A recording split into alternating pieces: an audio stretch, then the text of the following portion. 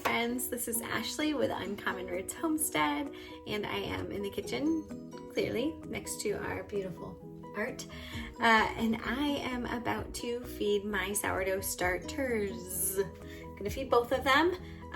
My husband is trying to name them. I'm not sure if I'm gonna let it stick. He wants to name them, he wants to name them Finkel and Einhorn. Let me know in the comments below if you get that reference. To be honest, I didn't. He's just been saying it so long, and he's made me watch the clip a couple times now, so now I understand where it came from. But today I'm gonna feed them so that I can show you how I bake a loaf tomorrow. So let's do it.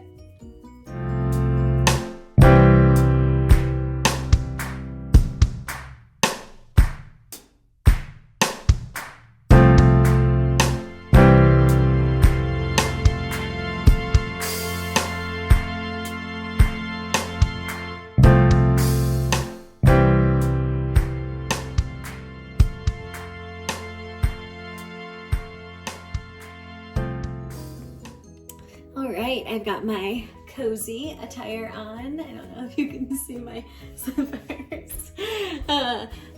Gotta stay cozy. Okay, so I'm gonna go ahead and I'm going to feed them. So I have my all-purpose sourdough starter. This is the one that we made together in the last video. So if you don't have a sourdough starter, jump on over there. You're 10 days away from making great bread. So, bread. I think I said bread. Making great bread. And then this is my trusty 2-year-old einkorn starter. So I'm keeping them separate now that I have two. Since I made that video, I had the luxury of making a second starter. You'll see that when you put it to bed in the fridge, alive and active, it actually keeps that. So what it does is when you lower the temperature, it slows down the fermentation. So it just kind of like makes everything go at a crawl. So it stays alive, and there's some bubbles in both of them. This one's actually more active than my einkorn. Finkel's doing great. But I'm gonna go ahead and feed these tomorrow morning. They should be ready to bake. So let's do that now.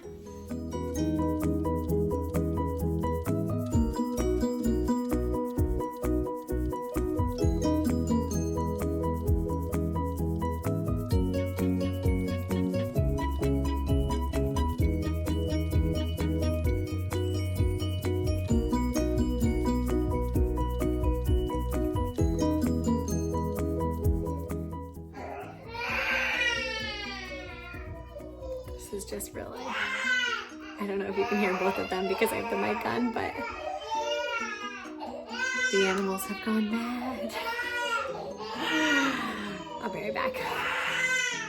Okay, so I just fed both of my starters, and tomorrow I will bake, but I wanted to just show you something. So I fed them with the exact same ratios, and you can see this band is where the line is for that one, and the einkorn.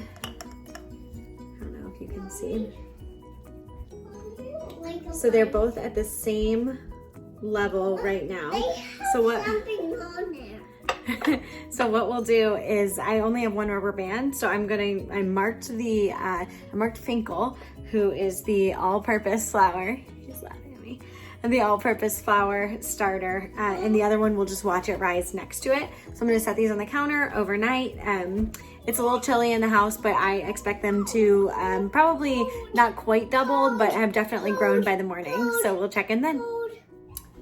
Okay, good morning. It is the next day, and I want to show you how our starters did overnight. So you can see this is what, Finkel? See, we got some really great growth. Look at that, more than doubled. Starting to fall again. So the tip with sourdough starters is that you're not just waiting for a certain growth percentage. This is doubled, and that's awesome, but what I'm waiting for is actually to see it start to drop again. That's when I know it's at the peak and ready to be used. You can use it before it starts to drop again, but you're not gonna get as much of a rise as you could get. I'm sorry for the background noise, kids. So my einkorn starter, What's interesting is this one does not rise quite as much. I need to do some more research. I'm gonna guess it's because there's not as much gluten in einkorn flour, and so it just doesn't have as much to hang on to, but it too did grow. You can see it grew, but just not as significantly. So if you remember last night, it was at the same line. So it's probably like 50% bigger, but nice and sour. So what I'm gonna do today is I'm gonna start sourdough loaves with both of those. I recommend if you are new to sourdough and you're, you know, building out your starter for the first time, or you're getting ready to bake bread, or maybe you've been baking with sourdough for a long time and just feel like you've never perfected it, I highly, highly, highly recommend this book, Artisan Sourdough Made Simple. It's by Emily Rafa. She is from The Clever Carrot. This book has been a game changer for me in terms of sourdough. I feel like I was never consistent with a traditional like artisan sourdough loaf before this book. The more that I've gone through it, and I've baked the everyday sourdough loaf that's actually similar to what I'm going to be baking today, it just keeps getting better and better. I have never had my crumb look as good as it does following her recipes. And she really goes step by step and explains the process and the science behind everything. So I highly recommend this book. So I'm gonna go ahead and get everything together, and then I'll show you how I'm making my sourdough loaf. Okay, so the loaf that I'm gonna be baking this morning is just the simple artisan loaf. I'm actually gonna, I have a stroller situation. Do you need this fixed? Okay. Okay, I'm back. Whoever created kids strollers, are there any other parents out there that their kids just roll these strollers in and they need them fixed like every 5 seconds because the little seat comes off of the... It's a business idea. If someone creates a stroller, or if you know of a stroller that doesn't do that, send it my way.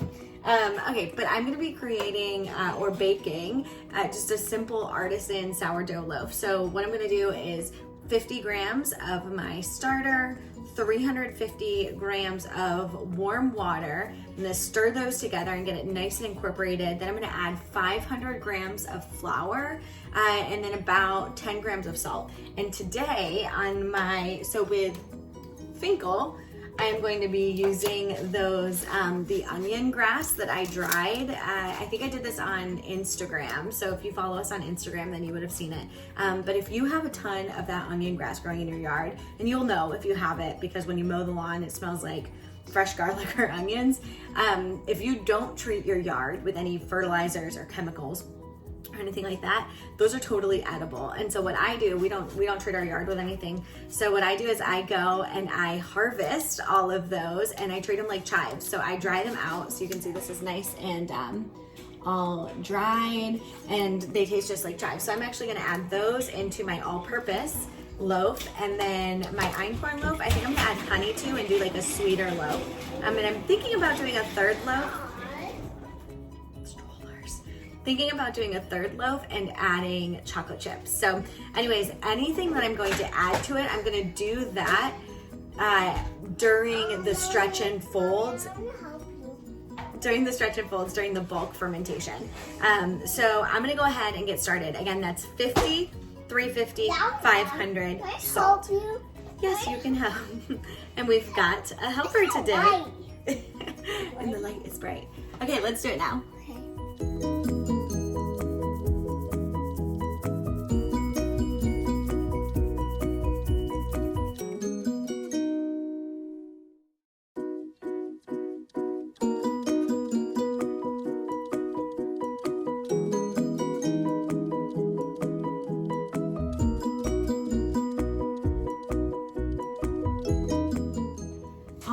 So we have mixed all of our ingredients together here for the dough. So this is the starter, flour, water, and salt. And you can see it's kind of a shaggy, dense dough right now. What I'm gonna do is just let this rest for about 30 minutes, and then we will form it and get it ready for the bulk rise. So I'm gonna go ahead and do that now. And while we're doing that, I'll get the einkorn bread started.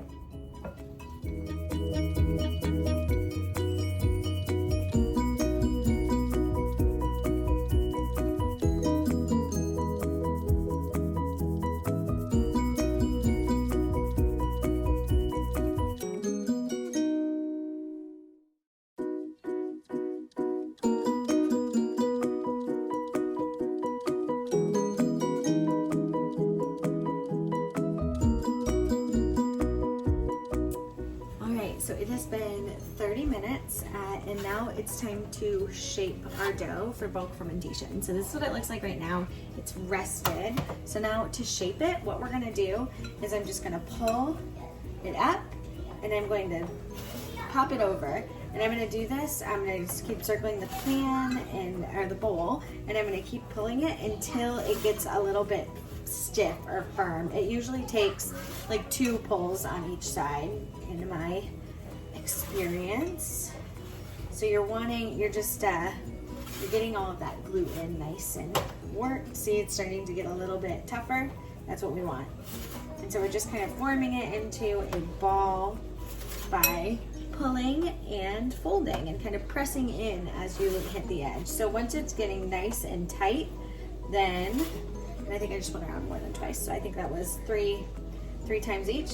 So once you get it nice and tight into a little ball, that's all you need to do. And now we're gonna cover it and I'm gonna let it sit for 8 to 10 hours. So it is 11 o'clock. I'll probably circle back like 7 hours. We'll pick one in the middle.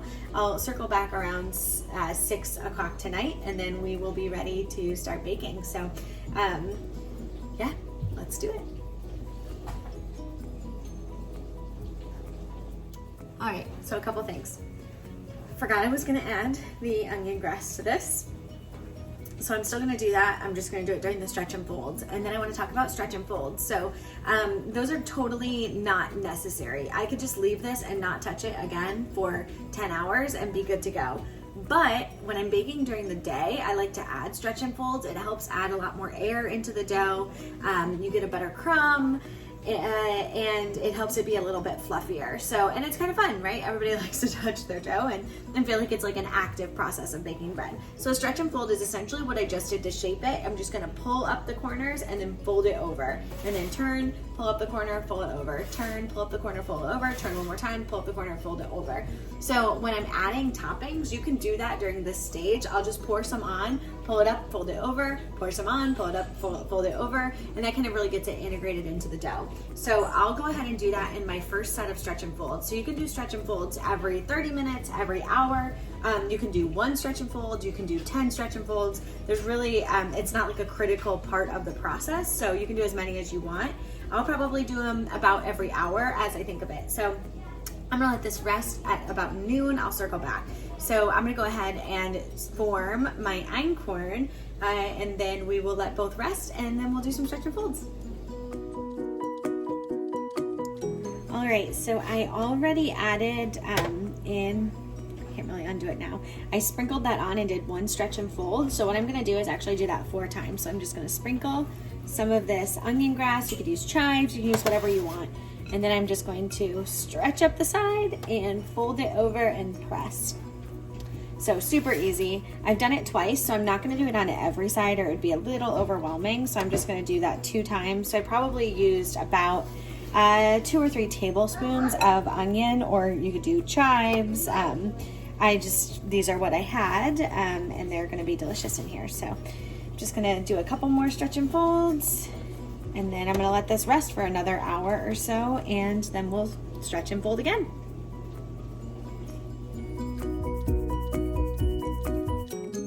All right, so I already added in, I can't really undo it now. I sprinkled that on and did 1 stretch and fold. So what I'm gonna do is actually do that 4 times. So I'm just gonna sprinkle some of this onion grass. You could use chives, you can use whatever you want. And then I'm just going to stretch up the side and fold it over and press. So super easy. I've done it twice, so I'm not gonna do it on every side or it'd be a little overwhelming. So I'm just gonna do that 2 times. So I probably used about 2 or 3 tablespoons of onion, or you could do chives. These are what I had, and they're gonna be delicious in here. So I'm just gonna do a couple more stretch and folds, and then I'm gonna let this rest for another hour or so, and then we'll stretch and fold again.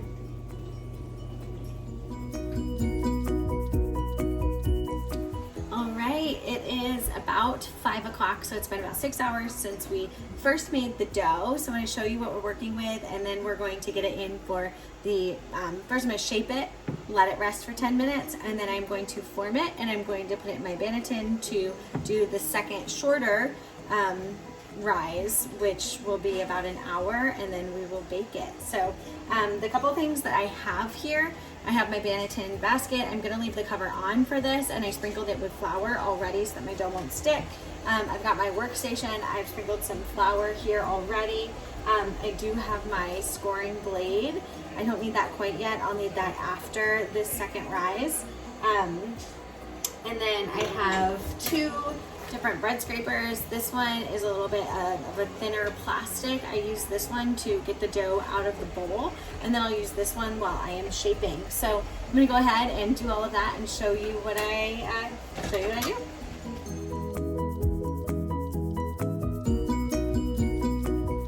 Okay, now that I've done this first little form, I'm gonna let it rest for about 10 minutes. This is called the bench rest. And then I'll tighten it up and we'll put it over in the Banneton.